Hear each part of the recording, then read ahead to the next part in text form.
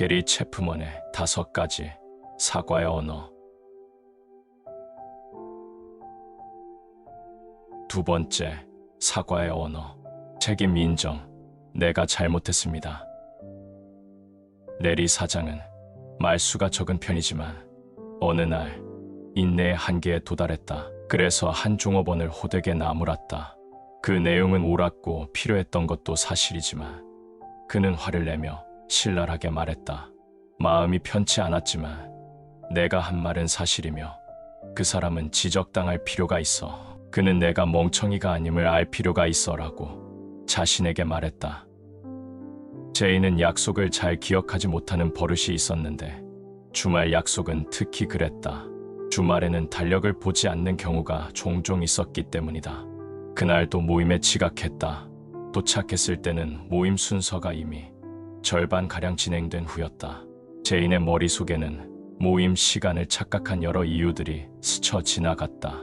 그중 첫 번째는 최근에 여행을 다녀왔다는 것이었다. 그녀는 모임 약속 날짜를 잊어버렸고 약속 시간은 더욱 까마득했다. 모임 참석자들은 또 늦은 데 대해 그녀가 사과를 해야 한다고 생각하고 있었다. 이 사례들에서 레리와 제이는 모두 죄책감을 느꼈다. 하지만 그들은 사과보다는 변명에 급급했다. 그런 행동은 관계를 손상시킨다. 하지만 간단하게 사과만 했어도 상황은 달라질 수 있다.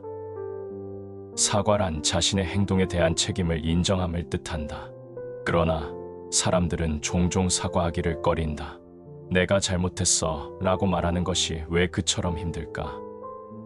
그 이유는 자존심과 결부되어 있기 때문이다. 잘못을 시인하는 건 나약한 모습으로 인식된다. 그래서 실패자나 잘못을 인정하는 것이지, 총명한 사람이라면 자신의 행동이 정당했음을 입증하면 되는 것이라고 생각한다. 이 자기 정당화 성향의 씨앗은 종종 어릴 적에 심겨진다. 어린아이가 저지른 잘못에 비해 과도한 벌이나 정죄나 수치를 당할 경우에 자존감이 약화된다. 무의식적으로 그 아이는 그릇된 행동과 자존감 저하를 감정적으로 연결시킨다. 따라서 잘못을 시인하는 것은 나쁜 사람이 됨을 뜻하는 것으로 인식하게 된다. 이런 식의 감정 패턴을 지닌 채 성장하는 아이는 성인이 되어서도 잘못을 인정하기 힘들다. 왜냐하면 그것은 자신의 자존심에 타격을 가하는 일이기 때문이다. 성인으로서 우리는 이 부정적인 감정 패턴을 이해하면서도 거기 속박되지 않을 수 있는 방법과 기술을 배울 수 있어야 한다. 완벽한 사람은 없다. 성숙한 성인은 어릴 적의 해로운 패턴을 타파하고 자신의 잘못에 대한 책임을 인정하는 법을 알며 실제로 그렇게 실행한다. 하지만 미성숙한 성인은 자신의 나쁜 행동을 줄곧 합리화하기만 하려고 한다. 그러한 합리화는 종종 다른 사람들을 향해 비난이라는 형태로 활용된다. 다른 사람들을 비난하며 내가 잘못했어 라고 시인하기란 매우 힘든 일이다. 그런 비난 역시 미성숙의 표시다. 아이들은 자신의 부정적인 행동에 대해 본성적으로 남을 비난한다. 나는 6살짜리 내 아들이 식탁 위에 유리컵을 떨어뜨려 깨지게 해놓고서는 그게 저절로 그랬어 라고 설명했던 때를 기억한다. 성숙한 성인들은 자신의 행동에 대해 책임을 지는 반면에 미성숙한 성인들은 유치한 생각에서 벗어나지 못하고 자신의 잘못에 대해 다른 사람들을 비난하는 경향이 있다. 자신의 행동에 대한 책임을 받아들이려면 우선 내가 잘못했어 라고 기꺼이 시인하는 것에서부터 시작해야 한다. 폴 마이어는 가장 중요한 성공 요인들 중 하나는 자신의 잘못을 기꺼이 인정하는 것이라고 말했다. 상식과 지혜를 그리고 잘못했을 때 그것을 인정하고 시정하는 능력을 갖추는 것보다 더 중요한 일은 드물다. 라는 스펜서 존슨의 말에 나는 동의한다. 내가 잘못했어라고 말하는 법을 배우는 것은 책임감 있고 성숙한 어른이 되기 위한 중요한 한 단계이다. 사람들은 내가 잘못했어라는 말을 들으면 상대방이 진심으로 사과하고 있다고 느끼게 된다. 그러나 반대로 그릇된 행동에 대한 책임을 인정하는 이 같은 말이 없으면 사과의 진실성을 느끼기란 어려울 것이다. 당신이 유명한 사람인가, 지위가 높은 사람인가, 부자인가, 가난한가 하는 것은 중요하지 않다. 조이와 리치는 결혼 5년째 내 사무실을 찾아왔다. 경제적으로는 건실했다. 리치는 대학 졸업과 함께 좋은 직장을 잡았다. 조이는 아기를 갖기 전까지 2년간 직장 생활을 했다. 조이의 말을 들어보자. 우리 생활은 정말 근사해요. 한 가지 문제는 리치가 결코 사과하려 하지 않는다는 거예요. 일이 자기 방식대로 풀리지 않아서 화가 나면 그는 나에게 폭언을 퍼부어요. 그러고서 사과는커녕 도리어 나를 비난해요. 미안해 라고 말하는 경우도 간혹 있지만 그럴 때면 하지만 당신이 나를 건드리지 않았다면 내가 화를 내지 않았을 거야 라는 말을 꼭 덧붙이죠. 마치 자신은 아무런 잘못도 저지르지 못한다는 듯이 말이에요. 그는 늘 내게 비난을 덮어 씌우죠. 나는 나 자신이 완벽한 아내가 아님을 알기 때문에 잘못하면 기꺼이 시인해요. 리치는 결코 그러지 않아요. 리치에게 눈을 돌리자 그는 이렇게 말했다. 잘못한 일도 없는데 사과하는 것은 옳지 않다고 생각합니다. 내가 이성을 잃기도 하지만 그건 아내가 나를 깎아내리고 내가 아빠 구실을 못하는 사람처럼 느끼게 만들기 때문이죠. 나는 가능한 아들과 함께 많은 시간을 보내지만 매주 아내는 아들과 함께 더 많은 시간을 보내지 않으면 그 아이가 당신을 알아보지 못할 거야 라는 식으로 바가지를 긁어댑니다. 나는 직장에서 열심히 일해야 하고 귀가하면 피곤해요. 내게는 편히 쉴 시간이 필요해요. 집에서 애단과 함께 2시간 동안이나 놀 힘이 없어요. 내가 2시간을 할애하도록 요구한 적은 없어 라고 조이가 대답했다. 15분간만이라도 시작하면 좋을 거예요. 말 한 번 잘하네. 리치가 말을 받았다. 내가 15분을 할애하면 다음 주에는 25분을 요구할 것이 뻔해요. 내가 아무리 노력해도 아내를 만족시킬 순 없어요. 내가 보기에 조이는 리치의 자존심을 건드리고 있었다. 그는 좋은 아빠가 되기를 원했고 조이의 말을 들어보면 그는 실패했다. 그는 그런 결론을 받아들이려 하지 않았고 그래서 험한 말을 내뱉는 방식으로 마음의 상처를 표현했다. 사실은 조이와 리치 둘 다 사과를 필요로 했다. 문제는 둘 중 누구도 자신이 잘못했다고 생각하지 않는 데 있었다.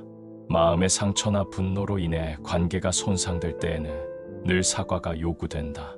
이들의 경우에는 리치와 조이 둘 다 상처를 입고 화를 냈다. 리치는 조이에게서 비난의 말을 듣고서 마음이 상했다. 조이는 남편이 자신에게 되던지는 험한 말들로 인해 상처를 입었다. 둘 다 상대방에게 상처를 입힐 의도는 없었다. 하지만 둘 다 서로에게 몰인정하게 대했다.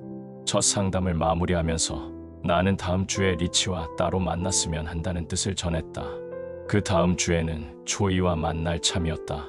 그리고 4번째 상담에서 세 사람이 다시 함께 만날 것이었다. 그들은 동의했다. 리치와의 만남을 통해 아들과 더 많은 시간을 가질 필요가 있다는 조이의 말이 그로 하여금 그토록 부정적인 반응을 보이게 했던 이유를 쉽게 알아낼 수 있었다. 그는 아버지가 대부분의 시간을 집 밖에서 지내는 가정에서 자랐다. 대개 그의 아버지는 일요일 저녁에 집을 나서서 금요일 오후에 돌아왔다. 주말에는 골프를 치거나 스포츠 경기를 보았다. 리치는 고등학생 때 아버지와 몇 차례 골프를 쳤었고 가끔 축구 경기도 함께 보았다. 그러나 집을 떠나 대학 생활을 하면서 리치는 아버지가 어떤 분인지 알 수 없다는 느낌을 늘 지니고 있었다. 자녀를 갖게 된다면 자신은 결코 그렇게 하지 않고 아들과 접촉하여 아들이 아빠의 사랑을 받고 있음을 알게 하겠다고 다짐했다.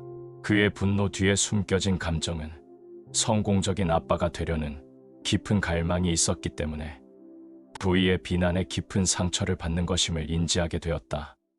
리치의 성난 반응은 그가 어머니에게서 본 것과 비슷했다. 그의 어머니는 종종 아버지에게 화를 내며 험한 말을 퍼부어댔다. 리치는 어머니의 고통에 공감했고 아버지에 대한 어머니의 반응이 정당하다고 느꼈다. 그는 어머니를 결코 비난하지 않았고 오히려 종종 아버지의 행동을 어머니가 왜 그렇게 참고만 있는지 의아해했다. 이제 성인이 되어 그는 조이에게 퍼붓는 말이 거칠긴 하나 진실하다며 정당화했다. 그래서 그는 자신의 거친 말이 잘못임을 인정하거나 사과할 필요를 전혀 느끼지 않았다. 나는 이중으로 접근했다. 첫째로 나는 리치가 보면서 자란 부모의 모습이 그다지 건전한 모델이 아니었음을 그에게 이해시키려 했다. 그는 부모의 결혼 생활이 그가 원했던 것만큼 서로를 사랑하고 돌보며 지지하는 모습이 아니었다는데 쉽게 동의했다. 부모의 모델을 따르는 한 그가 원하는 결혼 생활은 현실이 아니라 이상으로 남아있을 거라고 말해주었다. 나는 어떤 행동을 하는 이유를 이해하는 것과 자신의 행동을 인정하는 것의 차이를 그에게 알려주려고 노력했다. 리치가 조이에게 그런 식으로 반응하는 이유를 이해하는 것은 쉬운 일이었다. 하지만 그 행동을 적절한 것으로 받아들인다면 그가 원했던 친밀한 결혼 생활이 파괴되고 만다. 나는 새로운 방법으로 접근했다. 그것은 많은 부부들로 하여금 실패를 극복하고 성공적으로 살아가도록 도움을 주었던 접근법이다. 나는 그것을 동해반대 기법이라고 지칭한다. 아픔, 분노, 실망, 낙심 혹은 다른 어떤 감정이라도 나나 상대나 누구라도 느낄 권리가 있다는 데에는 동의하는 것이다. 우리는 어떤 감정을 선택하는 것이 아니라 단지 그때 그 감정을 경험하는 것뿐이다. 문제는 그 감정에 따라 말이나 행동으로 다른 사람에게 상처를 줄 권리가 있다는 개념은 결코 있을 수 없다. 누군가가 내게 상처를 주었다는 이유로 나도 그에게 상처를 입히는 것은 전쟁을 선포하는 것과 같다. 그것은 승리자가 없는 전쟁이다. 따라서 우리는 타인의 마음에 상처를 주지 않고 화해의 여지를 남겨두는 방식으로 자신의 감정을 표현하려고 노력할 수 있어야 한다. 우리는 이 목표에 맞추어 리치가 활용할 수 있는 문구를 함께 만들었다. 여보, 당신을 너무나 사랑해. 에단도 사랑해. 나는 좋은 남편과 좋은 아빠가 되길 무엇보다 더 원해. 아마도 내가 우리 아버지와 친밀하게 지내지 못해서 그런 마음이 더욱 간절하겠지. 주변 사람들을 봐도 늘 싸우는 모습이지. 그래서 나는 내 마음을 몹시 상하게 하는 것에 대해 당신과 의논하고 싶어 해결책을 찾도록 나를 도와주기로 해. 지난 밤에 에단과 함께하는 시간을 더 많이 갖지 않으면 아이가 자라서 나를 알아보지 못할 거라는 당신의 말을 들었을 때 나는 가슴에 비수가 꽂히는 듯한 느낌이었어. 사실 컴퓨터 방에 가서 혼자 울었어. 왜냐하면 그건 내가 생각할 수 있는 최악의 상황이었기 때문이지. 에단과 함께 의미 있는 시간을 보내면서도 우리 가정의 경제적인 필요를 채울 수 있도록 내 스케줄 관리를 좀 도와주겠어. 나는 이런 식으로 말하면 조이의 반응이 긍정적일 것임을 리치에게 확신시켰다. 그도 동의했다. 그리고 나서 나는 이렇게 덧붙였다. 내가 여러 사람들을 경험해본 바로는 새 계획을 세운다고 해서 반드시 옛 패턴이 사라지는 건 아니에요. 당신이 조이의 잔소리를 듣고서 옛 습관대로 험한 말을 내뱉을 수 있는 기회가 몇 주 내로 찾아올 겁니다. 당신이 원하지는 않겠지만 미처 생각하기도 전에 그런 말이 튀어나올 거예요. 그땐 어떻게 해야 할까요? 인지한 즉시 당신은 반드시 사과해야 합니다. 자기 아내에게 소리지는 건 자상하거나 사랑스럽거나 부드럽거나 또는 긍정적인 모습이 아니라는 점에 대해서는 당신도 동의할 거라고 생각해요. 리치는 고개를 끄덕였다. 그건 옳지 않은 행동이죠. 따라서 나는 당신이 이렇게 말하는 법을 배웠으면 좋겠습니다. 지난 밤에 내가 당신에게 화를 냈었지. 당신에게 고함치고 험한 말을 했어. 내가 잘못했어. 그건 부드럽지도 사랑스럽지도 자상하지도 않은 행동이었어. 당신에게 많은 상처를 주었다는 걸 난 알아. 미안해. 난 당신에게 상처를 주고 싶지 않아. 나를 용서해 달라고 부탁하고 싶어. 내가 잘못했다는 걸 알아. 리치는 이 내용을 자신의 노트에 적었다. 상처와 분노를 다루기 위한 새로운 접근법을 실행하려는 리치를 위해 우리는 함께 기도하며 하나님의 도우심을 구했다. 그것은 힘든 시도였지만 나는 리치가 기꺼이 변하려 함을 느꼈다. 그 다음 아내 조이와의 상담이 이어졌다. 그녀는 자신의 아내를 진정으로 사랑하는 남자라면 어떻게 그런 심한 말을 할 수 있는지 이해가 되지 않았기 때문에 매우 큰 혼란과 상처를 받고 있었다. 그녀로서는 도저히 이해할 수가 없었다. 그녀는 자신을 향한 리치의 사랑에 대해 의문을 갖게 되었다. 나는 조이의 견해에 공감을 표시했지만 우리 모두가 불완전한 사람들임을 그녀에게 이해시키려고 노력했다. 완전한 사랑은 상대방에게 결코 상처를 주지 않을 것이다. 하지만 우리 중에 완벽한 사랑을 실행할 수 있는 사람은 아무도 없다. 우리는 불완전하기 때문이다. 성경은 이 점을 분명히 밝힌다. 우리 모두는 죄인이다. 그리스도인들도 여전히 죄를 범할 수 있다. 우리가 하나님께 그리고 우리에게서 상처를 입은 사람에게 죄를 자백하는 법을 배워야 하는 것도 바로 그 때문이다. 좋은 결혼 생활은 완벽함에 달린 것이 아니라 자신의 잘못을 기꺼이 시인하고 용서를 구하는 데 달려 있다. 조이는 내 말에 이론적으로 동의했다. 하지만 리치의 거친 말로 인해 워낙 마음이 상했던 까닭에 그를 용서하기가 힘들었다.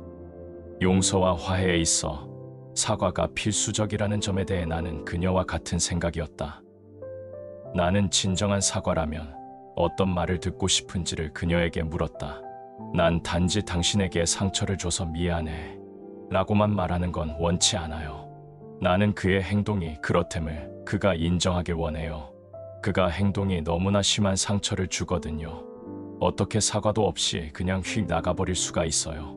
남에게 소리를 지르는 것이 얼마나 큰 잘못인지를 깨닫지 못한다는 게 말이 되나요?